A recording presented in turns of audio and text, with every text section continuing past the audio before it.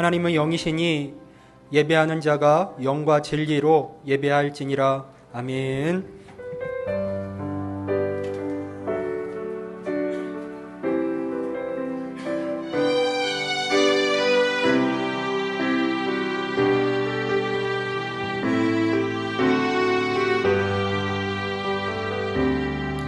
주의 사랑받는 자녀로 택하셨으니 세상 고난들과 염려도 두렵지 않네.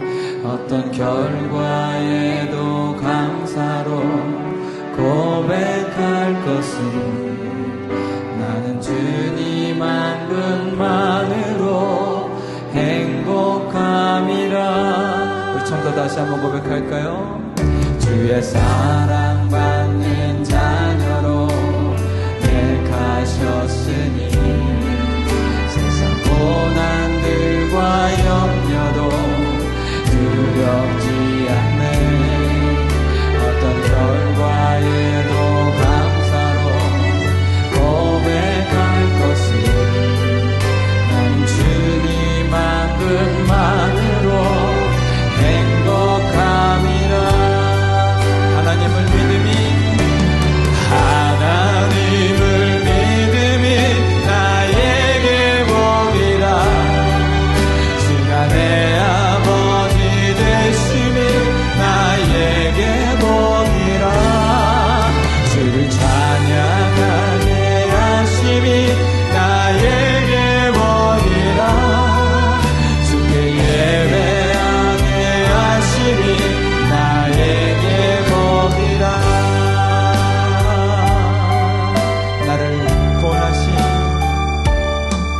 나를 구원하신 영원한 사랑이 있으니 세상 어떤 귀한 보석도 부럽지 않네. 내게 허락하신 은혜로 고백할 것은 나는 주님 한 분만으로 기뻐함이라. 하나님을 믿음이 나에게 복이라. 주가 내 아버지 되심이 나에게 복이라. 주를 찬양하게 하심이 나에게 복이라. 주께 예배하게 하심이 나에게 복이라. 하나님을 믿음이 나에게 복이라. 주가 내 아버지 되심이 나에게 복이라. 주를 찬양하게 하심이 나에게 복이라. 주께 예배하게 하심이 나에게 복이라. 한 번 더 선포합니다. 하나님을 믿음이 나에게 복이라. 주가 내 아버지 되심이 나에게 복이라. 주를 찬양하게 하심이 나에게 복이라.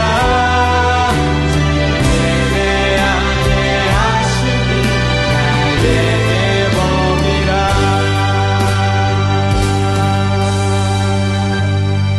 아멘. 주님 한 분만으로 나는 만족돼. 나의 모든 것 대신 주님 찬양해. 나의 영원한 생명 대신 예수님 목소리 높여 찬양. 주님 한 분만으로 나는 만족해. 나의 모든 것 대신 주님 찬양해.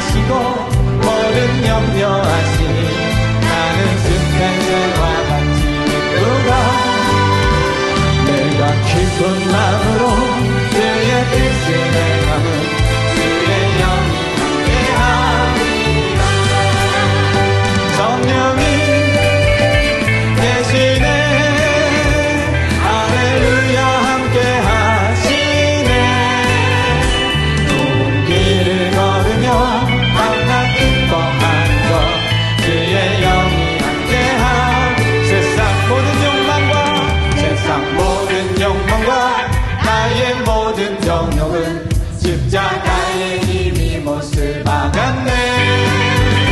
어둠 밤이 지나고 무거운 짐 벗으니 주의 영이 함께하니 성령이 계시네. 할렐루야 함께하시네. 좁은 길을 걸으며 밤낮 기뻐하며 주의 영이 함께하니 성령이 계시네. 성령이 계시네. 할렐루야 함께하시네. 좁은 길을 걸으며 밤낮 기뻐하며 주의 영이 함께. 우리 한 번 더 선포합니다. 성령이 계시네. 할렐루야 함께하시네. 좁은 길을 걸으며 밤낮 기뻐하며 주의 영이 함께합니다.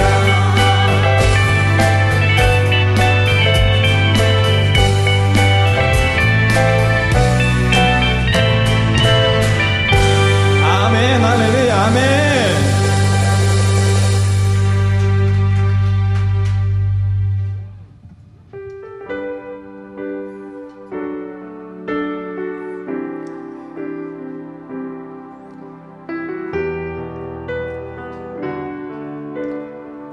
내는 주의 영광을 내는 주의 영광을 보내. 우리 가운데 계신 주님 그 빛난 영광 온 하늘 덮고 그 찬송 온 땅 가득해. 내는 주의 영광을 보니 찬송 가운데 서신 주님 주님의 얼굴 온 세상 향하네. 권능의 발을 드셨네. 주의 영광 이곳에 가득해. 우리 선의 주님과 함께 찬양하며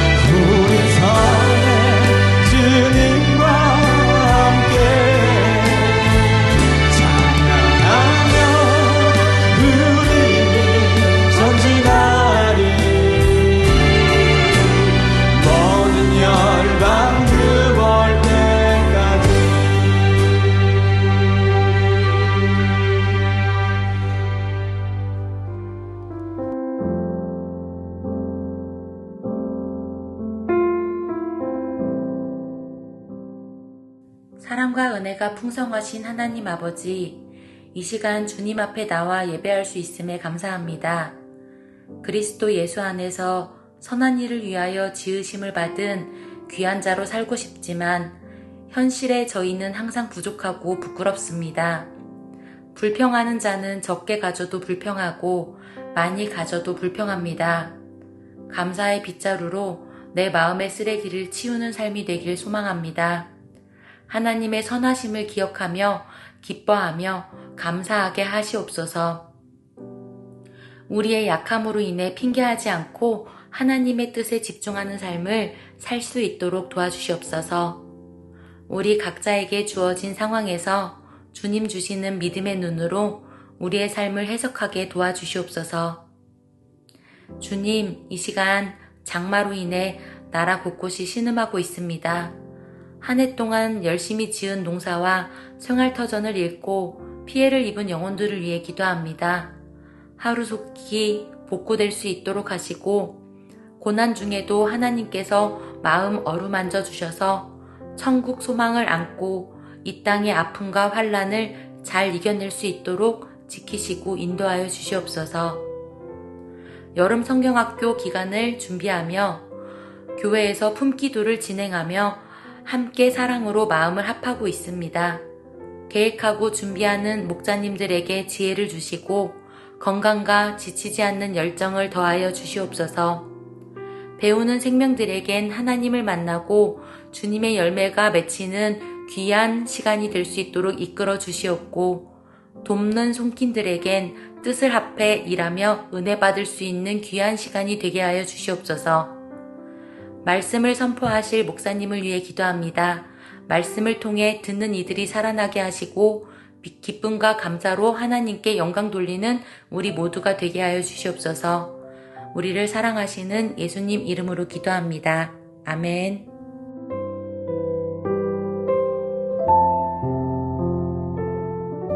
다 같이 일어나셔서 하나님의 말씀 보겠습니다. 하나님 말씀은 출애굽기 14장 1절부터 14절까지 말씀입니다.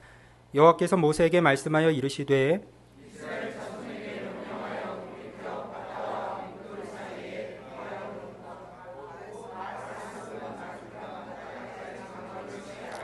바로가 이스라엘 자손에 대하여 말하기를 그들이 그 땅에서 멀리 떠나 광야에 갇힌 바 되었다 하리라.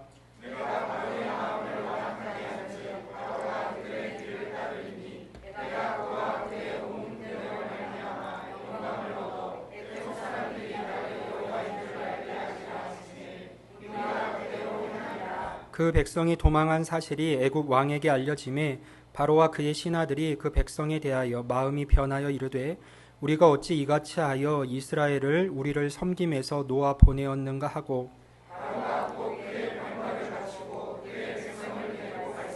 선발된 병거 600대와 애굽의 모든 병거를 동원하니 지휘관들이 다 거느렸더라.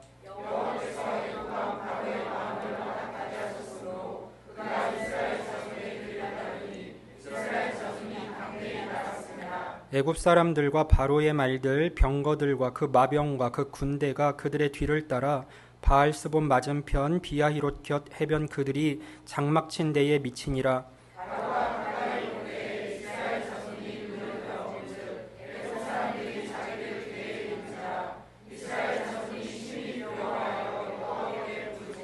그들이 또 모세에게 이르되 애굽에 매장지가 없어서 당신이 우리를 이끌어내어 이 광야에서 죽게 하느냐? 어찌하여 당신이 우리를 애굽에서 이끌어내어 우리에게 이같이 하느냐?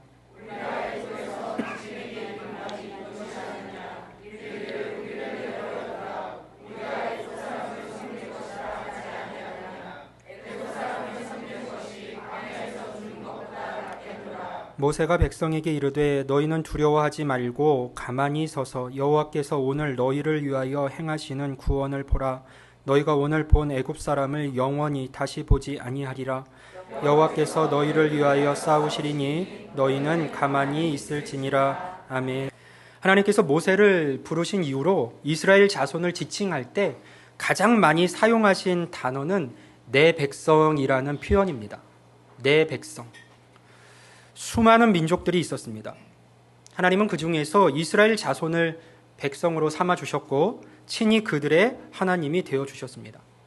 하나님의 백성이 되면 이전에 누리지 못했던 은혜들을 경험하게 됩니다. 신령한 복들도 누리게 되죠. 그중 하나가 바로 하나님의 인도하심입니다. 이전에는 어디로 가야 할지 몰라 방황하고 불안과 두려움으로 인생을 살아야만 했습니다. 불안하니까 할 수 있는 한 내가 많은 것을 취하고 소유해야만 합니다. 더 강해져야 하고 더 높아져야만 합니다. 다른 사람들을 돌아볼 여유가 없습니다. 다른 사람들은 어떻게 되든 상관이 없습니다. 일단은 내가 살아야 하니까요. 스스로 자신과 가족을 지켜야만 하기에 끝없이 세상의 것들을 추구하고 채우는 일에 애쓰며 몰두하는 삶을 살아갈 수밖에 없는 것이죠. 하지만 하나님의 백성이 되면 하나님께서 그의 삶을 인도해 가십니다. 선한 목자가 지팡이와 막대기로 양을 이끌고 돌보듯 천지를 창조하신 하나님, 온 만물의 주관자이신 하나님께서 백성된 자들의 삶을 인도해 주십니다. 양은 스스로 푸른 초장과 쉴 만한 물가를 찾지 못합니다. 골짜기 너머에 어떤 위험이 있는지 전혀 알지 못하죠. 하지만 양은 불안해하거나 두려워하지 않아도 됩니다. 목자가 있기 때문이에요. 하나님의 백성들도 앞날을 알지 못합니다. 하지만 염려하지 않아도 되는 이유는 하나님께서 그들을 지키시며 인도하고 계시기 때문입니다. 자신이나 상황을 보며 살아가는 사람은요, 늘 불안할 수밖에 없습니다. 하지만 하나님과 그분의 인도하심을 믿는 자들은 어떤 상황에서도 평안을 누립니다. 목자의 인도와 보호를 받는 양들이 연습해야 할 것은 하나입니다. 목자의 음성을 듣고 그 음성을 잘 쫓아가는 연습이에요. 목자를 신뢰하며 쫓는 연습입니다. 그래야 안전하고 그래야 푸른 초장을 만날 수가 있습니다. 하나님의 인도와 돌보심을 받는 자들이 훈련해야 할 것 또한 다른 것이 아닙니다. 하나님을 신뢰하여 그분의 음성을 듣고 그 음성을 쫓아가는 훈련을 해야 합니다. 이것을 단순히 지식적으로만 우리가 알고 있어서는 안 됩니다. 모든 삶의 자리 가운데, 상황 속에서, 환경 가운데 우리는 이 연습을 해야 됩니다. 하나님을 신뢰하여 그분의 음성을 듣고 그 음성을 쫓아가는 훈련을요. 오늘 내 지금의 상황에서, 이 현실 가운데 내가 들어야 할 주의 음성은 무엇인가? 하나님께서 내 인생의 걸음을 어디로 인도하고 가시는지를 우리는 찾고 붙드는 연습을 해야 하는 것이죠. 사망의 음침한 골짜기를 지날 때라도 믿음을 포기해서는 안 됩니다. 더욱 하나님께 가까이 나아가야 합니다. 그러면 하나님께서 그 길로 자신을 인도하신 이유를 알게 되고 이끄신 그 자리에서 더 큰 기쁨과 복을 누리게 됩니다. 하나님의 크신 이적들을 경험하며 애굽에서 탈출한 이스라엘은 하나님의 인도하심을 따라서 광야길로 들어갔습니다. 가나안으로 가기 위해서는 더 가까운 길이 있었지만 하나님께서는 이스라엘 자손을 그 길로 인도하지 않으시고 가장 먼 길, 홍해의 광야길로 그들을 인도하셨습니다. 이 길은 분명 다른 길에 비해서 더 멀고 거친 길입니다. 강야와 사막을 지나며 고단할 수밖에 없는 여정이 펼쳐집니다. 어쩌면 이 인도하심이 이스라엘 자손에게는 염려와 불평의 이유가 되었을지도 모릅니다. 가까운 길이 있음에도 불구하고 더 멀고 돌아가는 길, 광야와 사막이 있는 길로 하나님께서 인도하셨으니까요.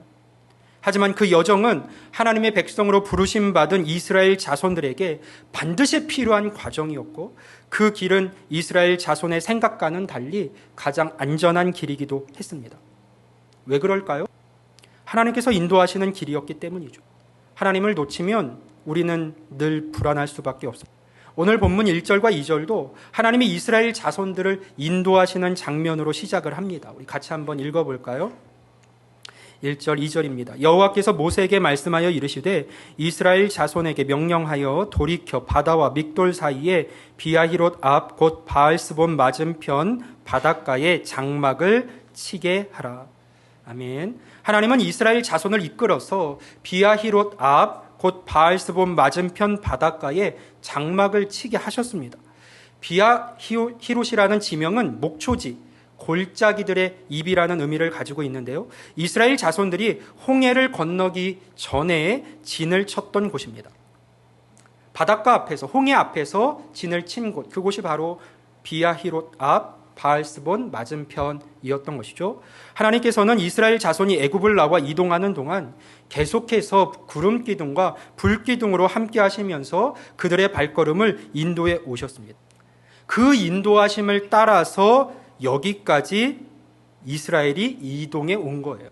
하나님의 인도하심을 쫓아, 하나님의 인도하심을 따랐으니 이제 더 이상의 어려움은 없어야 할 것 같습니다. 아니, 어려움이 있었다고 할지라도 하나님의 인도하심을 쫓아 걸었으니 그 어려움이 해결되어야 할 것 같습니다.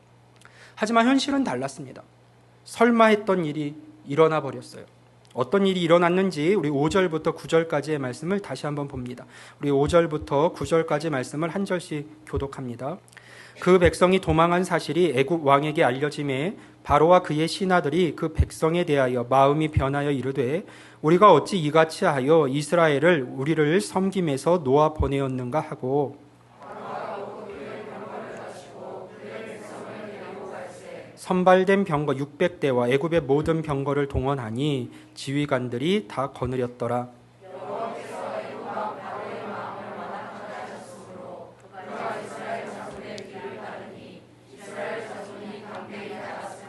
애굽 사람들과 바로의 말들, 병거들과 그 마병과 그 군대가 그들의 뒤를 따라 바알스본 맞은편 비야히롯 곁 해변 그들이 장마친 데에 미치니라. 아멘. 바로가 마음을 돌이켜 애굽의 모든 병거와 마병과 군대들을 이끌고 이스라엘의 뒤를 바짝 쫓아온 것이죠. 바로는 애굽의 모든 장자와 처음 난 것들이 죽는 큰 일을 당한 후에야 하나님께 항복을 하고 이스라엘 자손들을 속히 내보냈었습니다. 그랬던 바로의 마음이 왜 갑자기 변하게 된 걸까요? 우리는 말씀에서 두 가지 이유를 찾아볼 수 있습니다. 첫째는 바로가 하나님의 크신 능력을 또다시 관가하고 자신의 생각으로 하나님의 능력을 제한하려고 했기 때문입니다. 우리 3절 말씀을 읽어봅니다. 바로가 이스라엘 자손에 대하여 말하기를 그들이 그 땅에서 멀리 떠나 광야에 갇힌 바 되었다 하리라. 아멘. 하나님께서는 바로가 홍해를 앞에 두고 진을 친 이스라엘을 보면서 그들이 광야에 갇힌 바 되었다고 여길 것이라고 먼저 말씀을 하셨습니다. 바로가 그렇게 생각하는 이유는 하나님을 자신이 알고 있는 어떤 신의 범주 안에 두었기 때문이에요. 당시 고대 근동의 신들은 각각의 지역에서 힘을 발휘하는 신이었습니다. 자신이 다스리는 지역에서는 강한 힘을 드러내지만 멀리 있는 다른 지역으로 갈수록 힘은 약화되고 심지어는 그 지역을 장악하고 있던 다른 신에게 압도당할 수 있다고 생각을 했습니다. 그러니까 애굽에 서 있는 애굽의 신은 애굽에서 가장 강력한 힘을 발휘하고 바벨론 지역에서 섬기는 신은 바벨론 지역에서 가장 강력한 힘을 발휘할 수 있다고 생각을 했어요. 그 자리를 떠나면 그 힘이 약화될 수 있다라고 여겼습니다. 이스라엘 자손이 광야에 갇힌 바 되었다는 생각은 하나님께서 애굽에서는 강력한 힘을 발휘하셨지만 그곳을 벗어나자 힘을 잃어버리고 광야에 거주하던 또 다른 신에게 압도당한 것이 분명하다는 오해에서 기인한 것이었어요. 여호와 하나님께서 온 우주 만물을 창조하셨고 모든 것의 주인이시며 어디에나 계신 참 신이라는 사실을 바로는 많은 일들을 겪으면서도 깨닫지를 못했습니다. 그 정도의 신이라면. 그래서 이스라엘이 광야에서 앞으로 나아가지 못하고 홍해에 가로막혀서 갇힌 상태가 되었다면 이제는 우리가 쫓아가서 무력으로라도 그들을 이길 수 있다고 바로는 생각했습니다. 그래서 바로는 이스라엘을 다시 쫓기 시작했습니다. 바로의 마음이 변한 두 번째 이유는 이스라엘 자손이 다시는 애굽으로 돌아오지 않을 것을 그가 확실히 알았기 때문이에요. 우리 5절 말씀을 다시 한번 읽어봅니다. 그 백성이 도망한 사실이 애굽 왕에게 알려짐에 바로와 그의 신하들이 그 백성에 대하여 마음이 변하여 이르되 우리가 어찌 이같이 하여 이스라엘을 우리를 섬김에서 놓아 보내었는가 하고 8절에 보면 바로가 이스라엘 자손의 뒤를 따랐는데 그 이유는 이스라엘 자손이 담대히 나갔기 때문이다라는 말씀이 나옵니다. 바로는 혹시나 그래도 이스라엘 자손이 광야에서 하나님을 예배한 후에는 애굽으로 다시 돌아오지 않을까 하는 생각을 가지고 있었어요. 그래도 400년간이나 머물렀던 땅이니까요. 하지만 이스라엘 자손은 그의 예상을 가볍게 깨고 의기양양하게 애굽의 경계를 넘어 생각지 못한 곳으로 끊임없이 계속해서 이동을 했습니다. 계속해서 어딘가로 나아가는 것을 보니 다시 애굽으로 돌아오지 않을 것이 분명했습니다. 그런데 홍해를 앞두고 이스라엘 자손이 우왕좌왕하는 모습을 볼 때 그들을 이끌어낸 여호와 하나님 그 신조차도 더 이상 힘을 못 쓰는 것 같습니다. 거기까지 생각이 미치자 바로는 갑자기 이스라엘 자손을 내보내는 게 아깝게 여겨졌어요. 종살이하던 이스라엘 자손이 없다면 자신들이 여러모로 힘들어질 듯합니다. 괜히 내보내 주었다라는 후회가 밀려왔습니다. 그만큼 여호와 하나님의 능력을 경험하고도 금세 인간적인 생각이 바로의 마음을 채웠습니다.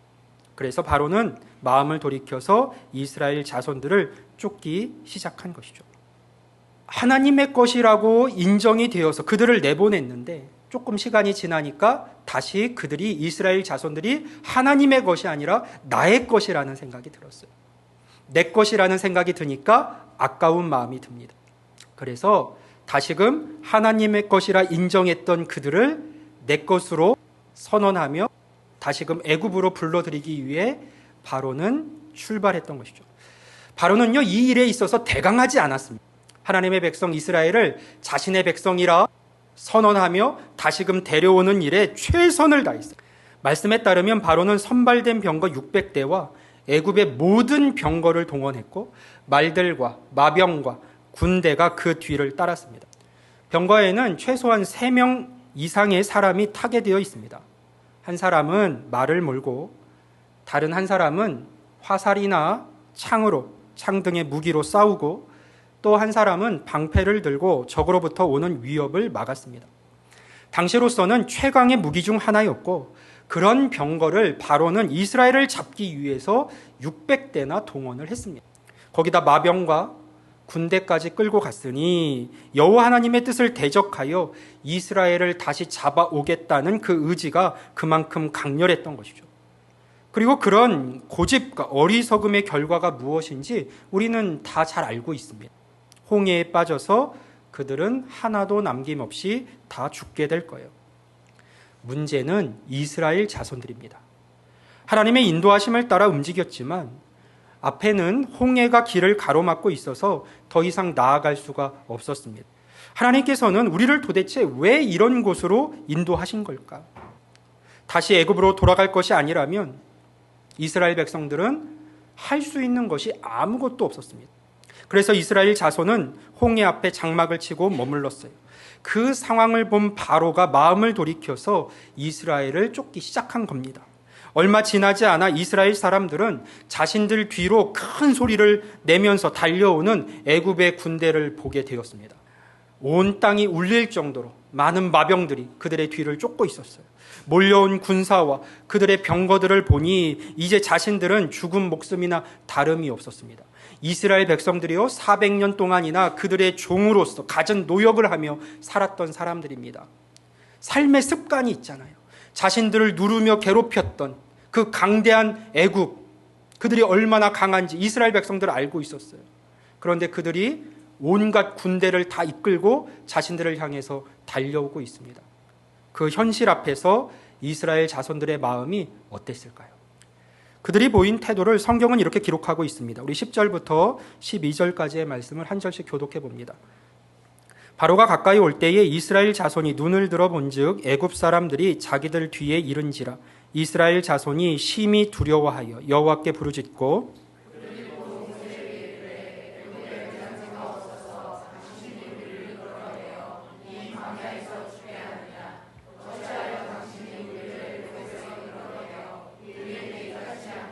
같이 읽을까요? 우리가 애굽에서 당신에게 이른 말이 이것이 아니냐 이르기를 우리를 내버려 두라 우리가 애굽 사람을 섬길 것이라 하지 아니하더냐 애굽 사람을 섬기는 것이 광야에서 죽는 것보다 낫겠노라. 아멘. 자, 눈을 들어 애굽 사람들을 본 이스라엘 자손들은 심히 두려워하며 하나님께 부르짖었습니다. 하지만 그 부르짖음은 크신 능력으로 자신들을 애굽에서 건져내신 하나님을 신뢰하며 도움을 구하는 기도가 아니었어요. 불신과 원망과 불평의 기도였습니다.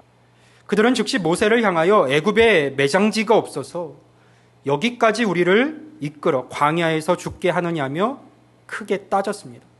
왜 우리를 애굽에서 이끌어내서 이런 일을 겪게 하느냐며 외쳤습니다. 이럴 줄 알고 이럴 것 같아서 그냥 우리를 내버려 두라고 한 것 아니냐. 우리가 그냥 애굽 사람을 섬길 것이라 하지 않았느냐. 광야에서 죽느니 차라리 애굽 사람들을 섬기는 것이 훨씬 더 낫다며 원망의 말들을 쏟아 놓았습니다. 자신들을 위해서 온갖 위협을 견디며 바로 앞에 섰던 그 모세를 향해서 말. 그리고 이 외침은 하나님을 향한 것이기도 했습니다. 이런 이스라엘 자손들의 반응을 볼 때 여러분 어떤 생각이 드십니까? 참으로 어처구니가 없다라는 생각이 드십니까? 아니면 그럴만하다라는 생각이 드십니까? 만약 우리가 그 현장에 서 있었다면, 여러분이 그 현장 가운데 서 있었다면요, 여러분은 어떻게 반응했을까요? 모세를 향한 그들의 외침은 언뜻 이해가 가기도 합니다. 쫓아오는 애굽 군대를 보았으니 얼마나 두려웠을까. 앞에는 홍해가, 앞으로 갈 수 없는 홍해가 가로막고 있고 자신들이 어떻게 할 수 없는 부분이에요. 뒤에서는 병거를 앞세운 애굽의 군사들이 몰려옵니다. 아마 정신이 나가버렸을 겁니다. 넋이 나갔을지도 모르겠어요.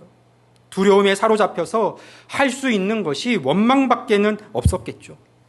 하지만 생각해야 할 것이 하나 있습니다. 그들은 이제 하나님의 백성 아닙니까? 하나님께서 내 백성이라고 불러주신 자들이고 하나님의 백성 삼아주신 자들이에요.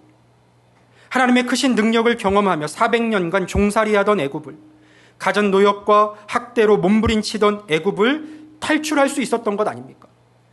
여기까지 오는 동안도 버려두신 거 아닙니다. 구름기둥과 불기둥으로 함께 하시며 걸음을 인도하시는 그 하나님을 경험하지 않았습니까? 도대체 그들은 왜 그토록 쉽게 마음이 무너졌던 것일까요? 그 하나님에 대한 경험이 있었음에도 불구하고요. 그들은 왜 이토록 쉽게 마음이 무너져서 원망과 불평과 두려움에 사로잡힐 수밖에 없었던 것일까요? 그들의 외침을 가만히 들어보면 우리는 그 이유를 어렵지 않게 발견할 수 있습니다. 그들의 원망 속에는 하나님에 대한 표현이 전혀 등장하지 않습니다. 하나님에 대한 고려가 전혀 일어나고 있지 않은 것이죠. 그들의 말 속에서 가장 많이 등장하는 단어는 단지 당신과 우리라는 말뿐이에요. 되어진 상황 속에서 그 현실 가운데 그들은 지금 그 누구도 하나님을 고려하고 있지 않습니다. 주어진 현실, 그리고 그 현실 가운데 서 있는 당신 모세와 그 현실을 겪고 있는 나 자신뿐이, 당신이 우리를 이끌어내어 여기서 죽게 하느냐, 당신이 우리를 애굽에서 이끌어내어 우리에게 이렇게 하느냐, 우리가 애굽에서 당신에게 이른 말이 이것이 아니냐, 우리를 내버려 두라, 우리가 애굽 사람을 섬길 것이라 하지 아니하더냐. 그들은 그렇게 외쳤습니다.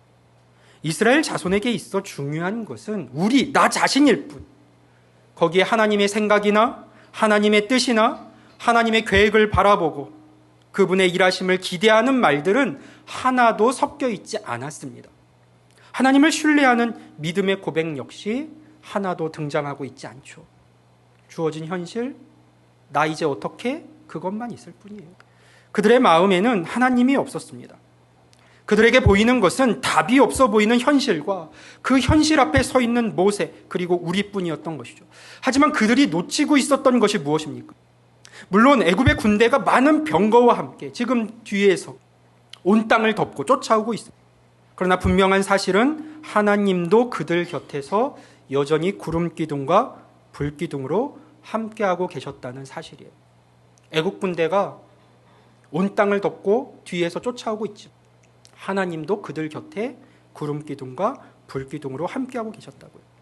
상황은 매우 위험스러웠지만 하나님은 그들을 떠나지도 않으셨고 여전히 그들 가운데 임재하시며 그들의 인도자로 함께하고 계셨습니다. 다만 이스라엘이 펼쳐진 상황과 그 위협 속에 있는 자신들에게만 집중해서 그들 스스로 하나님을 바라보지 않았을 뿐이에요. 아니, 여전히 하나님이 함께하고 계심에도 불구하고 그들은 하나님을 신뢰하지 않았습니다. 그래서 그들은 두려워했고 불안해할 수밖에 없었습니다. 하나님이 없는 삶, 하나님이 고려되지 않는 삶, 하나님의 인도하심에서 벗어난 인생의 결과는 늘 그렇습니다. 하나님이 없으면 그들 앞에 남아있는 것은 이 참혹한 현실과 아무것도 해결할 수 없는 당신과 우리만 남을 뿐이에요. 그러니 불안할 수밖에 없어요. 그러나 하나님이 고려된다면 어떨까요? 나와 함께 하시는, 나를 자신의 백성 삼으신 그 하나님을 생각한다면, 그 하나님을 고려한다면 많은 것들이 달라질 수 있을 겁니다. 몰려오는 애국 군대를 보면서 두려워하는 것은 이스라엘 자손의 관점입니다. 그렇다면 하나님의 관점에서 이 사건을 보면 어떤 차이가 있을까요? 우리 3절과 4절 말씀을 같이 한번 읽어봅니다. 3절, 4절 말씀입니다. 같이 읽습니다. 시작.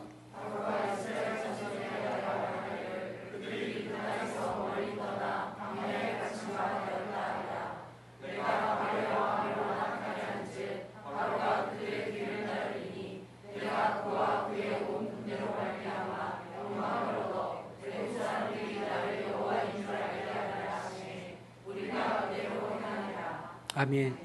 하나님의 말씀이 있었고 무리가 그대로 행했습니다. 우리가 이 사실을 통해서 알 수 있는 분명한 사실은 이 모든 상황들을 하나님께서 주도하고 계신다는, 하나님이 주권자가 되신다는 사실입니다. 하나님은 바로와 그의 온 군대로 말미암아 영광을 얻으시고 애굽 사람들 모두가 하나님이 여호와이신 것을 알게 하시겠다라고 말씀을 하셨습니다. 하나님에게는 분명한 뜻과 계획이 있었던 것이죠. 그리고 하나님은 그 일에 대해서 조금도 숨기지 않으셨어요. 미리 이렇게 말씀을 해 주신 겁니다. 그리고 무리는 그대로 행했을 뿐이에요.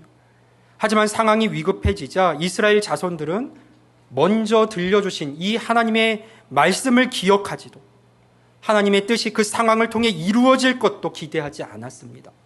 다만 우리의 형편만을 염려하고 걱정했을 뿐이에요. 되어진 현실 앞에서요. 마음을 바꾸어 이스라엘 자손을 쫓았던 바로와 또 그의 군대를 바라보면 이것은 분명 이스라엘의 위기가 맞습니다.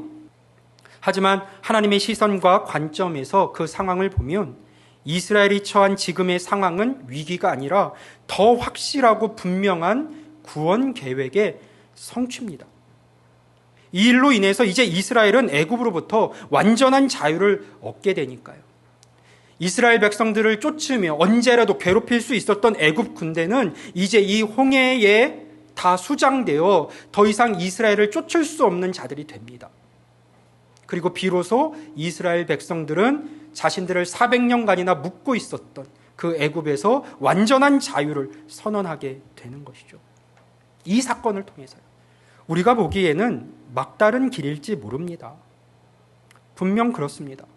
하지만 우리의 길을 인도하시는 하나님의 관점에서 보면 그 삶의 자리는 하나님의 크신 영광을 나타내고 하나님의 크신 뜻을 이루어가는 과정일 뿐입니다. 그 막다른 상황을 통해 우리는 하나님을 배우게 되고 하나님의 인도하심을 더 적극적으로 경험하게 됩니다. 따라서 어려움 중에 우리가 집중하고 외쳐야 할 것은 원망의 대상인 어떤 당신이나 혹은 불안에 떨고 있는 우리가 아니에요. 바로 하나님입니다. 그분의 신실하심이고 나를 통해, 이 상황을 통해 이루어내실 하나님의 뜻입니다. 우리는 모든 상황에서 하나님을 더 알기 원한다고, 되어진 현실 앞에서 내가 하나님을 더 알기 원한다고, 하나님의 뜻이 이루어지기를 원한다고 기대하며 기도할 수 있어야 합니다. 그러면 하나님의 영광을 보게 됩니다. 오늘 본문에 보면 이스라엘 자손들과는 확연히 다른 태도를 취했던 한 사람을 만날 수 있습니다. 모세죠. 그의 말을 한번 들어볼까요? 출애굽기 14장 13절과 14절 말씀을 같이 한번 읽어봅니다. 출애굽기 14장 13절 14절 말씀입니다. 시작.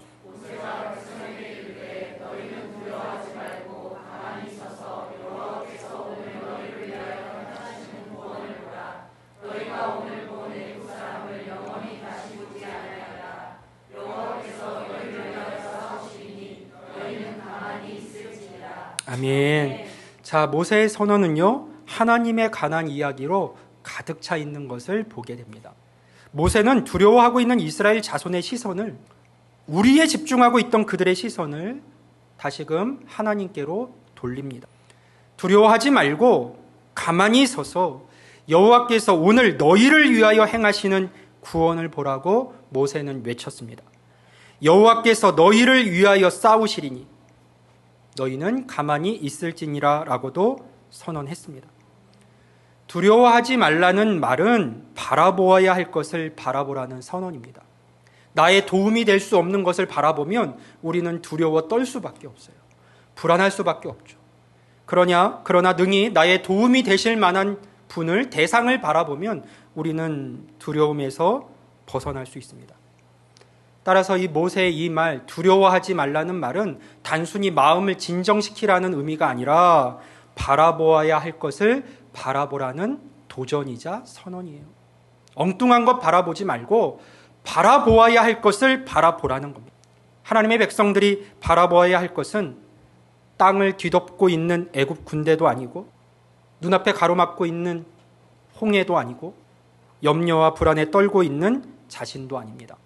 모든 상황의 주인이신 하나님 한 분이신 것이죠. 하나님을 바라볼 때, 그리고 그분을 우리가 신뢰할 때, 그 하나님을, 나를 백성 삼으신, 자녀 삼으신, 소유 삼으신 그 하나님을 신뢰할 때 하나님의 백성들은 두려움이 아닌 평안을 누리게 됩니다.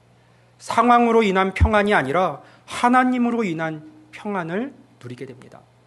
하나님께서 당신의 백성들에게 주시는 선물이에요. 평안은요. 하나님을 바라보는 자들에게 하나님이 주시는 선물이 있는데 그것이 바로 평안입니다. 하나님을 신뢰하는 자들, 하나님 안에서 평안을 선물로 얻게 되는 것이죠. 그래서 사도 바울은 믿음의 사람들을 향해 아무것도 염려하지 말라고 가르쳤습니다.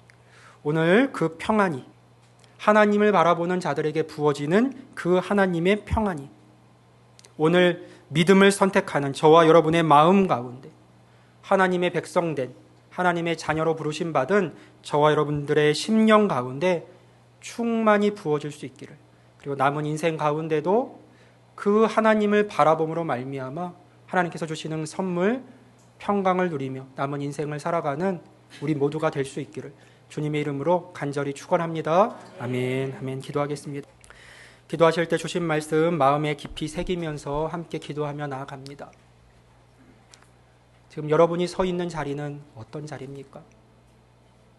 이스라엘 백성들과 마찬가지로 앞에는 내가 어찌할 수 없는 홍해가 가로막고 있고 뒤로는 나를 짓눌렀던 애굽의 군대가 쫓아오는 것 같은 그 두려움과 막막함 가운데 또 우리가 서 있는지도 모르겠어요.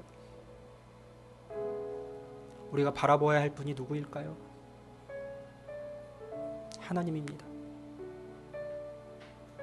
하나님 안에서 우리를 자라게 하시고 나아갈 길을 보게 하시고 뜻을 이루시며 우리의 삶을 통해 영광 받으시기 위해서 하나님이 지금도 우리에게 성령을 주시고 우리와 함께 하시며 우리의 삶을 인도하고 계십니다.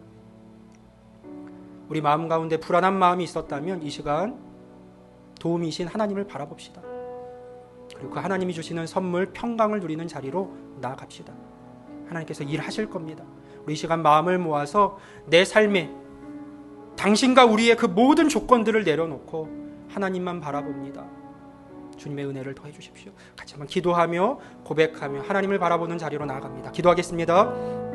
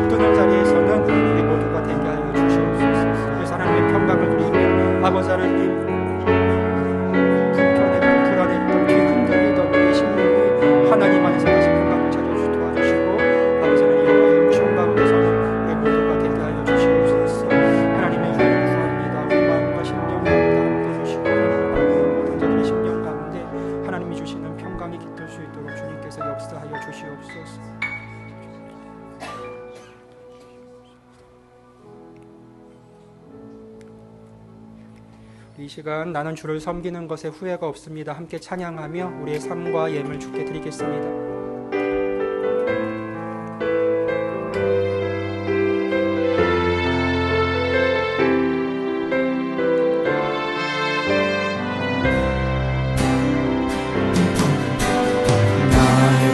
인생의 가장 복된 일은 내가 예수님을 만난 것이라. 나의 평생에 가장 잘한 일은 내가 예수님을 주로 섬긴 것이라. 이 세상 살 동안 이 세상 살 동안 내가 걷는 길이 험하여서 넘어질 때도 주의 강한 손이 나를 붙드시니 난 예수님만 주로 섬기며 살리. 같이 고백합니다. 나는 주를 섬기는 것에 은혜가 없습니다. 내가 걸어온 모든 시간 나 주의 은혜, 내가 걸어간 모든 날도 주만 섬기며 사는 오직 예수 이름 부르며 살아가리. 다 같이 일어나셔서 고백합니다. 이것이 나의 안금이요. 아멘. 이것이 나의 찬송일세. 나 사는 동안 끊임없이 그를 찬송하리로다.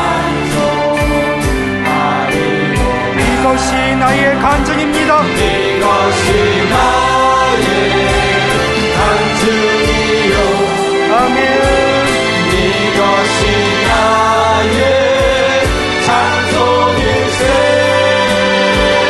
나 사는 동안 끊임없이 주를 찬송하리로다.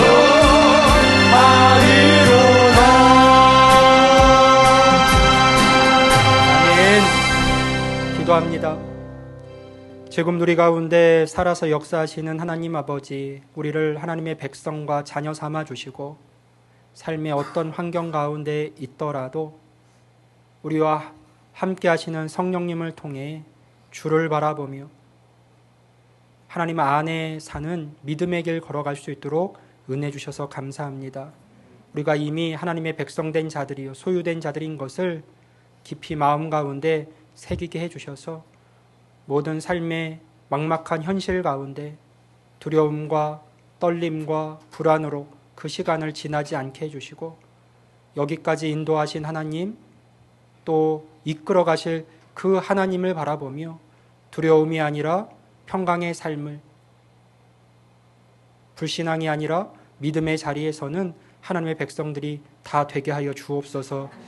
아버지 하나님, 두려워하지 않게 하시고 마땅히 바라보아야 할 것들을 바라보게 해주셔서 하나님을 바라볼 때 우리 가운데 선물로 주시는 그 평강을 누리며 살아가는 하나님의 아들, 딸들이 다 되게 하여 주시고, 아버지 하나님, 우리의 삶의 시간들이 결코 하나님 안에서 헛되지 않음을 알기에 내 삶의 이 현실을 또 허락하신 하나님, 그러나 이 모든 상황의 주관자 되신, 주권자이신 그 하나님을 바라보며 일하실 하나님, 뜻을 이루실 하나님, 내 삶을 향한 계획을 성취하실 그 하나님, 결국 하나님을 배우게 하며 그 믿음 위에 선 우리를 바라보시며 영광 받으실 그 하나님을 바라보며 오늘 한 걸음 한 걸음 믿음의 길을 내딛는 우리 모두가 되게 하여 주옵소서. 우리의 삶을 인도하시는 하나님을 믿기에 이 복된 주일 하나님 앞에 나와 기쁨과 감사로 예배했습니다. 또 우리의 삶에 도움 되신 그 하나님을 인정하며 우리에게 주신 것 하나님께 돌려드렸습니다. 드려진 모든 예물과 우리의 삶을 기쁘게 받아주시고 우리의 삶의 시선이 모든 환경 가운데 하나님께로 향할 수 있도록 도와주셔서 하나님을 바라보는 하나님의 자녀들 심령이 평강으로 채워지고 새로운 담대한 믿음의 결심들로 굳세어질 수 있도록 주님께서 도와주옵소서. 이제는 우리 주 예수 그리스도의 은혜와 아버지 하나님의 무한하신 사랑하심과 성령님의 감동감화 위로 내주하심이 오늘 우리를 도우시는 인도하시는 하나님을 바라며 기쁨과 감사로 예배하고 무엇보다 남아있는 내 삶 마땅히 바라보아야 할 것들을 바라보아 하나님을 바라보며 두려움이 아니라 평강의 길을 걷기로 결심하는 모든 믿음의 권속들 머리 위에 삶 위에 가정과 직장과 자녀들의 인생 가운데 이제로부터 영원토록 함께 하시기를 간절히 축원하옵나이다. 아멘.